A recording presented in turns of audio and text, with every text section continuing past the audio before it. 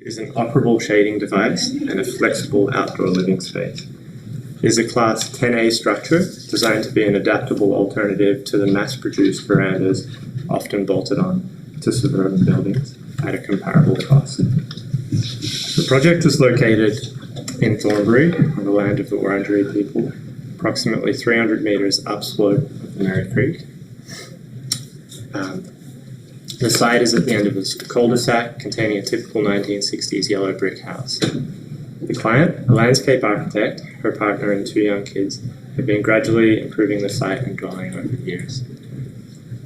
The first project they realised was the removal of a concrete driveway, in place of which a native garden was established, leaving the house largely obscured from the street, the original house plan visible to the right. Following this, they wished to improve the relationship of the living areas of the house to the backyard. I was commissioned in 2021 to design a reconfiguration of the rear of the house. This renovation was completed, but a planned back deck and veranda were never realised due to a lack of funds. This left the building exposed to full northern sunlight.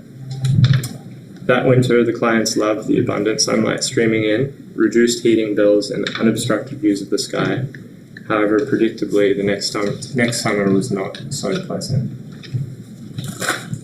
This seasonal experience formed the project brief, which called for a structure that could be easily adapted to respond to the changes in weather and shifting programmatic needs.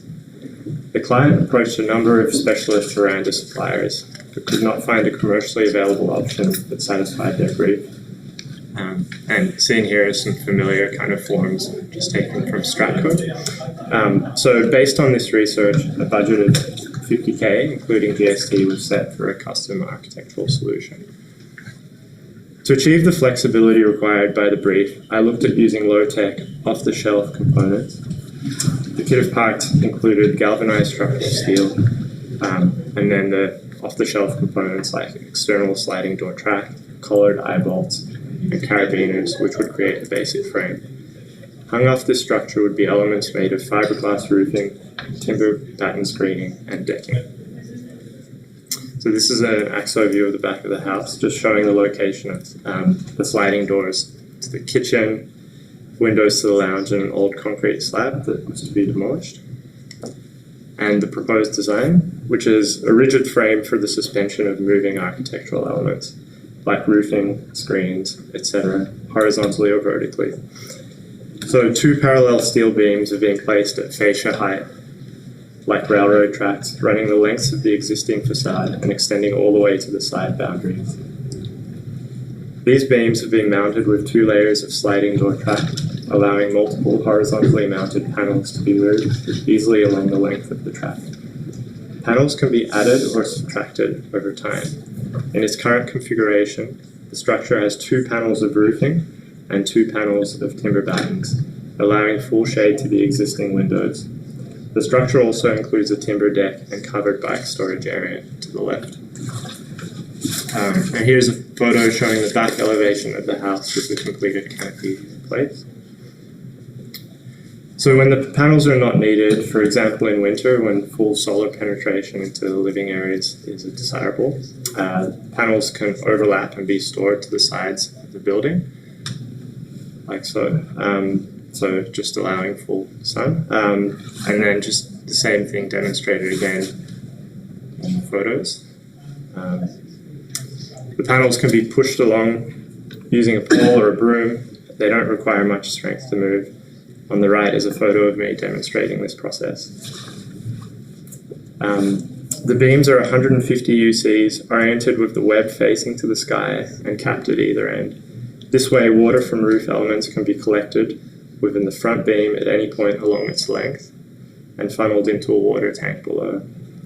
This section detail in photo shows the overlapping of tracks and moving panels, and the tolerances involved in accommodating these components within the 154mm face of the beam. For further flexibility, the beams have been fitted with eye bolts at 600-meter intervals, seen on the underside of the beam, enabling easy suspension of elements such as screens, shade sails, hammocks, plants, swings, etc. via carabiner. The water tank at the end of the canopy collects water to be reused in the garden and will be used by the client to experiment with water-tolerant plant species.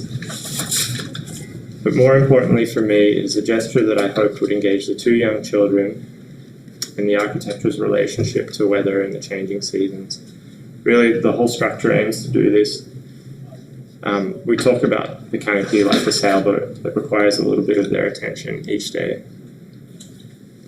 Other aspects of the structure have also been designed with the child's eye in mind. Here, the bracing back to the house that was required by the structural engineer is expressed as a giant set of monkey bars. Behind, you can see the covered bike storage area, and in the foreground, where the clients will often hang their washing or dry tents after camping trips. If it starts to rain, a roof panel can be quickly pulled over to keep the washing dry.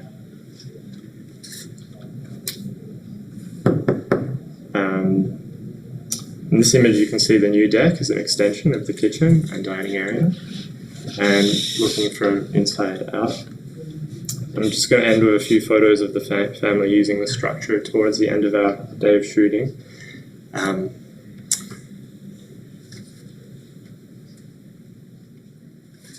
to conclude, the design improves thermal performance by providing an adaptable interface between the house and the backyard, and functions as an arbor, pergola, veranda, deck, bike shelter, children's play area, clothesline, and water collector. Beyond its use in this specific context, I have thought of this project as a piece of research that could be reproduced, scaled up, and applied to a range of other typologies. Thanks for your time.